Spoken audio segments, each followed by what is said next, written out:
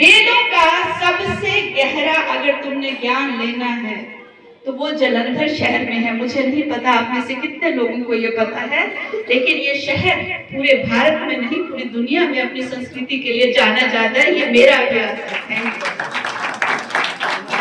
भगवती माने भगवान की वाणी है। 3 कलाएं जिनमें चेतना और अधिक होती उनको पक्षी कहा करते हैं, और अधिक जिनमें चेतना का विकास है उनको पशु कहते हैं। और हम मनुष्यों में साधारण चेतना की 5 कलाएं हैं। अपनी साधना से, भक्ति से अपनी चेतना का विकास करते हैं, उनमें 6 कलाएं हो जाती हैं। 7 कला वाले लोग और भी ऊंचे योगी होते हैं, और 8 कला तक मनुष्य 8 कला तक ही होता है। देखो, आप कहेंगे 16 से ज्यादा भी तो कलाएं हो सकती हैं। चंद्रमा की 16 कलाएं होती हैं, 16 कलाओं से ये शरीर बनता है।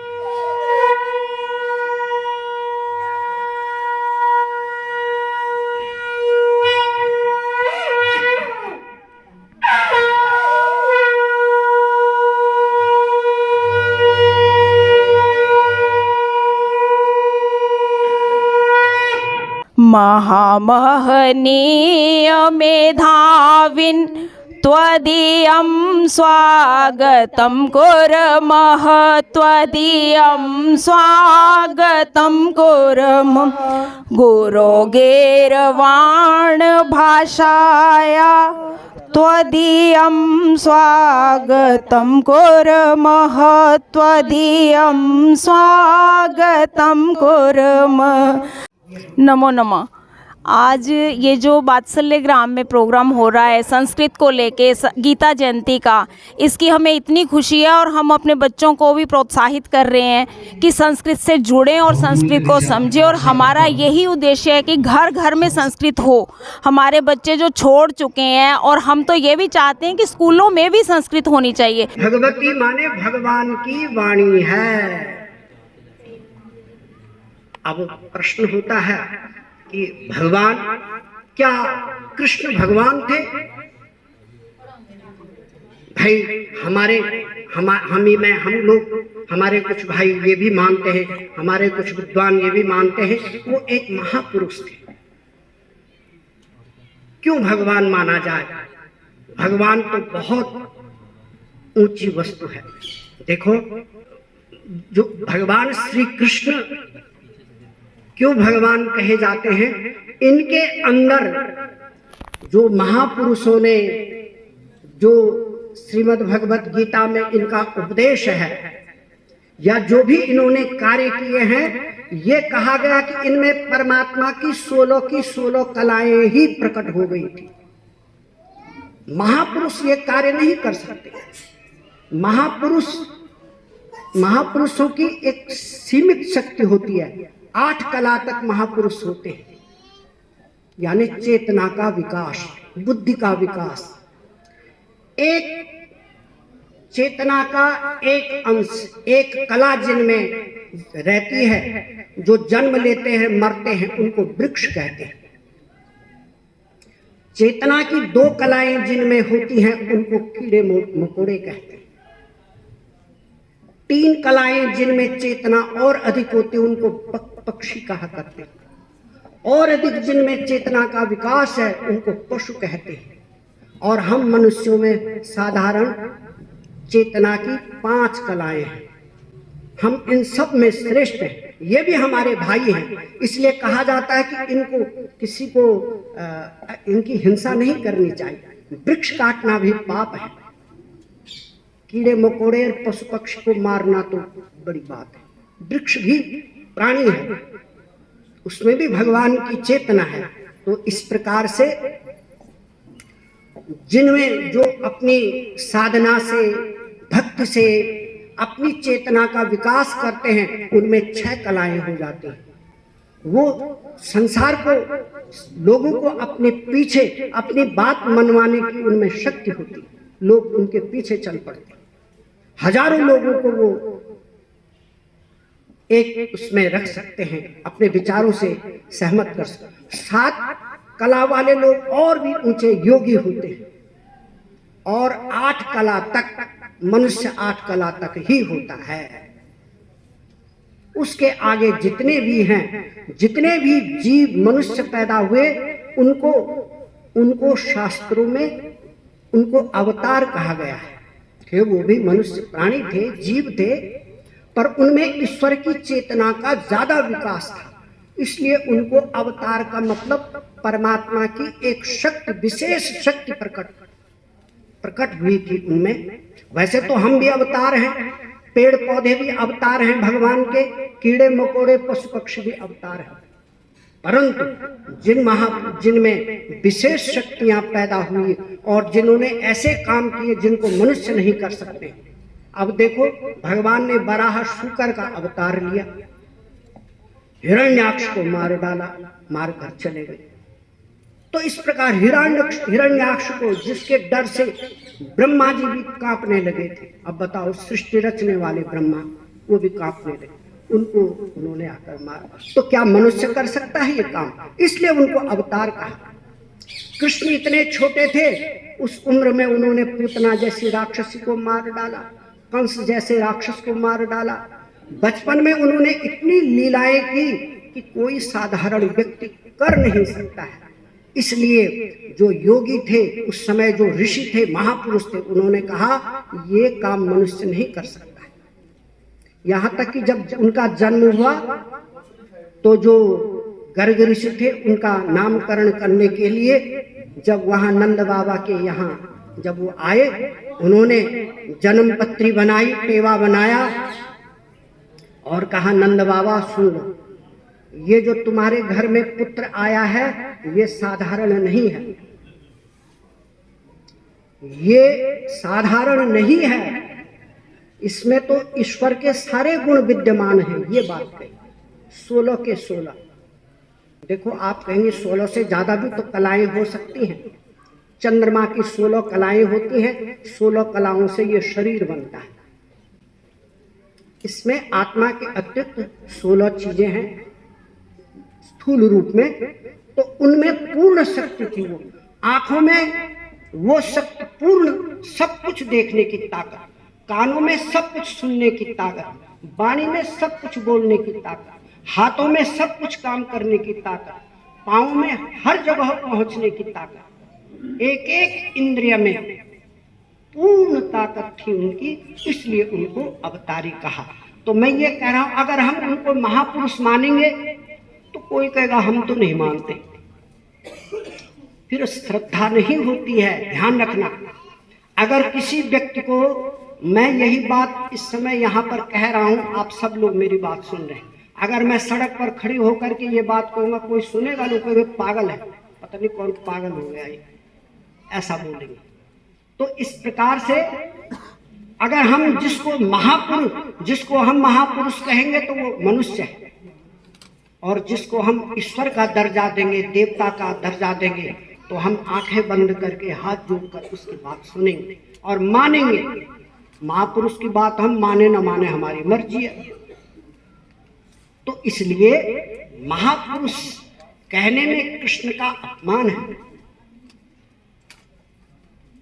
तो हम जो अपने गुरुजनों को, महापुरुषों को भी भगवान लगा देते हैं उनके आगे, उनको भगवान का दर्जा देते, क्योंकि भगवान हमारे यहाँ बहुत सब कुछ करने वाला।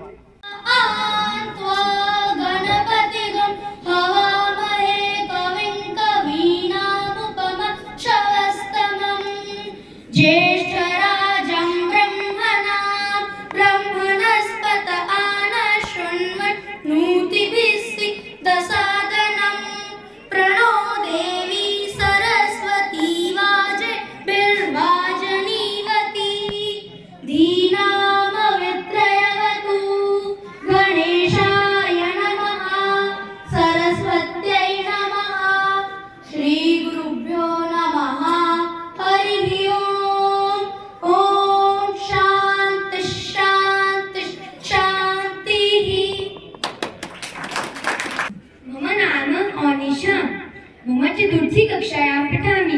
मम विद्यालयस्य नाम एपीजे स्कूल टांडा रोड अस्ति। अहं गीतायाः एकं श्लोकं वदामि। यदा यदा हि धर्मस्य ग्लानिर्भवति भारतस्य अभ्युत्थानमधर्मस्य सृजाम्यहं तदात्मानं। भगवान श्री कृष्ण कहते हैं, जब जब धर्म की हानि और अधर्म की वृद्धि होती है, तब तब वह अपने स्मुख रूप को प्रकट करते हैं। धन्यवाद। इसके बाद अधिराज है। मम नाम रीतः। अहं पंचमी कक्षायां पठामि। मम विद्यालयस्य नाम एपीजे स्कूल टांडा रोड अस्ति। अहं गीताया एकं श्लोकं वदामि। बहूनि मे व्यतीतानि जन्मानि तव चार्जुन, तान्यहं वेद सर्वाणि न त्वं वेदं परं तव। भगवान श्री कृष्ण कह रहे हैं, हे अर्जुन, तेरे और मेरे बहुत से जन्म हो चुके हैं, परंतु उन सबको तुम नहीं जानते, मैं जानता हूँ। धन्यवाद। अधिराज। अधिराज। अहं पंचमी कक्षायां पठामि। मम विद्यालयस्य नाम एपीजे स्कूल टांडा रोड अस्ति। अहं गीताया एकं श्लोकं वदामि। गीताशास्त्रमिदं पुण्यं यः पठेत प्रयतः पुमान् विष्णोः पदमवाप्नोति भयशोकादिवर्जितः।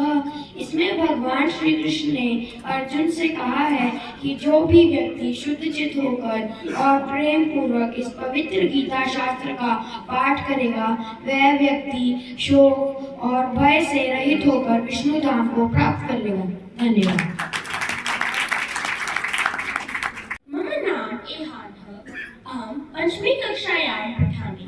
मम विद्यालयस्य नाम एपीजे स्कूल टांडा रोड अस्ति। अहं गीताया एकं श्लोकं वदामि। मलनिर्मोचनं पुंसां जलस्नानं दिने दिने सकृद्गीताम्भसि स्नानं संसार मलनाशनम्। इसका अर्थ है कि प्रतिदिन स्नान करने से केवल हमारे शरीर का मैल साफ होता है, परंतु गीता का ज्ञान लेने से हमारा मन साफ होता है। धन्यवाद। अहं सप्तमी कक्षा में पठामि। मम विद्यालयस्य नाम एपीजे स्कूल टांडा रोड अस्ति।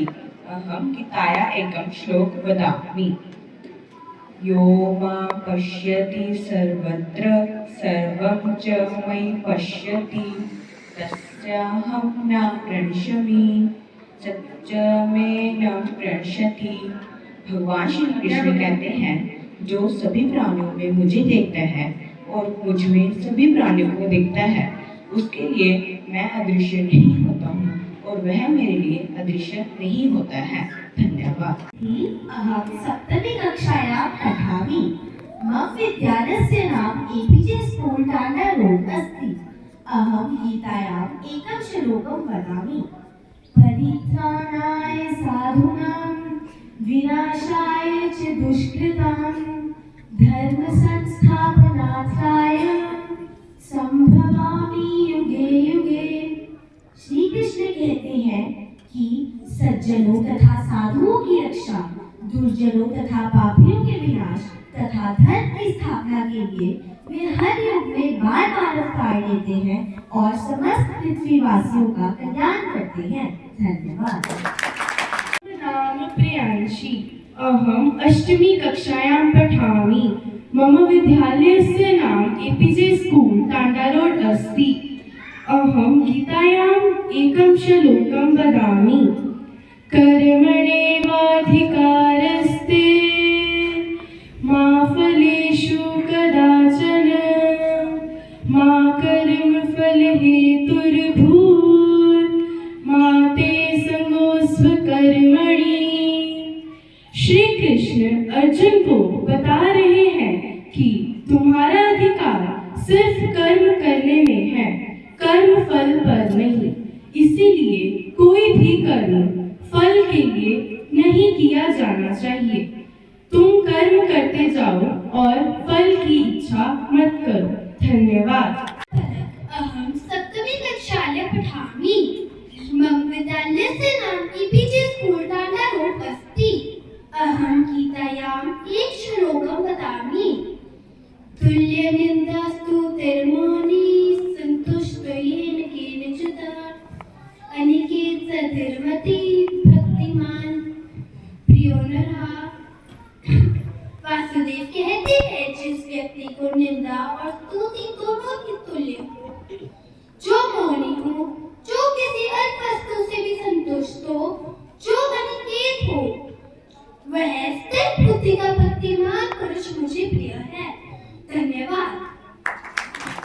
वो किससे डरते हो? कौन तुम्हें मार सकता है? आत्मा ना पैदा होती है ना मरती है। जो हुआ वो अच्छा हुआ, जो हो रहा है वो अच्छा रहे, जो होगा वो भी अच्छा ही होगा। तुम उसका पश्चाताप ना करो, भविष्य की चिंता ना करो। वर्तमान चल रहा है, तुम्हारा क्या गया जो तुम रोते हो? तुम क्या लाए थे जो तुमने खो दिया? तुमने क्या पहला किया था जो नाश हो गया? ना कुछ लेकर आए ना कुछ लेकर चले। जो लिया यही से लिया, जो लिया यही से लिया, जो लिया इसी भगवान से लिया, जो दिया इसी को दिया। खाली आता है खाली हाथ चले। जो आज तुम्हारा है कल किसी और का था, परसों किसी और का होगा। तुम इसे अपना समझकर मगन हो रहे हो, तो सिर्फ संता ही तुम्हारे दुखों का कारण है। जिसे तुम मृत्यु समझते हो वही तो जीवन है। एक क्षण में तुम करोड़ों के स्वामी बन जाते हो, दूसरे एक क्षण में तुम दरिद्र हो जाते हो। मेरा तेरा छोटा बड़ा अपना पराया मन से मिटा दो, विचार से हटा दो, फिर सब तुम्हारा है। तुम सबको होना, ये शरीर तुम्हारा है ना। तुम शरीर को अग्नि जल वायु पृथ्वी आकाश से बना है, इसी में मिल जाएगा। पर तू फिर तुम क्या हो? तुम अपने आप को भगवान पर प्रकट जैसे सहारे बनाता है, उधर शोक से श्रद्धा मुक्त है। जो कुछ तू करता है उसे भगवान का प्रकट है, इसी में तू सदा जीवन मुक्त का अनुभव करेगा।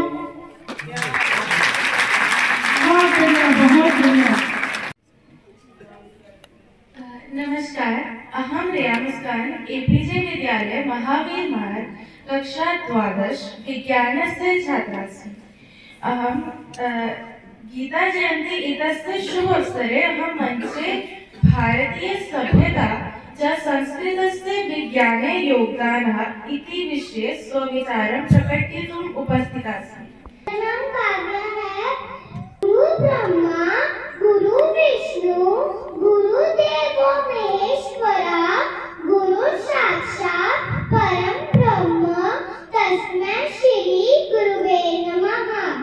कर्पूर गौरम करुणावतारम संसार सारम भुजगेन्द्रहारम सदा वसंतम इतिहारविन्दे भवं भवानी सहितं नमामि। ॐ भूर्भुवस्सुवः तत्सवितुर्वरेण्यं भर्गो देवस्य धीमहि धियो यो न प्रचोदयात्। ॐ शांति शांति शांति ओम। धन्यवाद।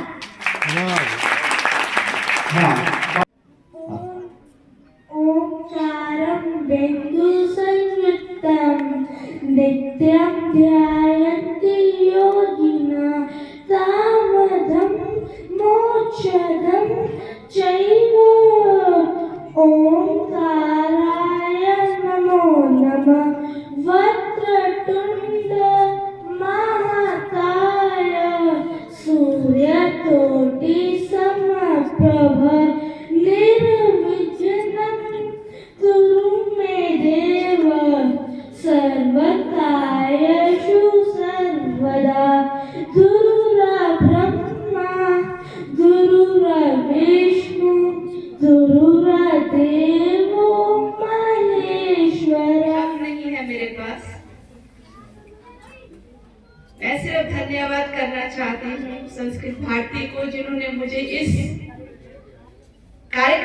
हिस्सा बनाया। मैं तहे दिल से आप सभी का धन्यवाद करती हूँ। बहुत बहुत बहुत बढ़िया अनुभव रहा मेरा। इतने छोटे छोटे बच्चे, मैं अध्यापिका हूँ। मेरा जब इंट्रोडक्शन दी गई थी तो शायद आपने सुना होगा कि मैंने 18 साल पढ़ाया है और उससे पहले पढ़ी हूँ। तो कहीं ना कहीं शिक्षा और ज्ञान से मेरा एक संबंध इस जन्म में रहा है। इतने छोटे छोटे बच्चे जब इतनी गहराई से गीता को समझाने की हमें कोशिश कर रहे थे, तो मैं यही सोच रही थी कि जब ये बच्चे मेरी उम्र में पहुंचेंगे तो ये क्या होंगे। मैं दिल की गहराइयों से इनकी माताओं को, इनके पिता, सभी को बहुत बहुत बहुत धन्यवाद करती हूँ अपनी पूरी भारतीय संस्कृति की तरफ से।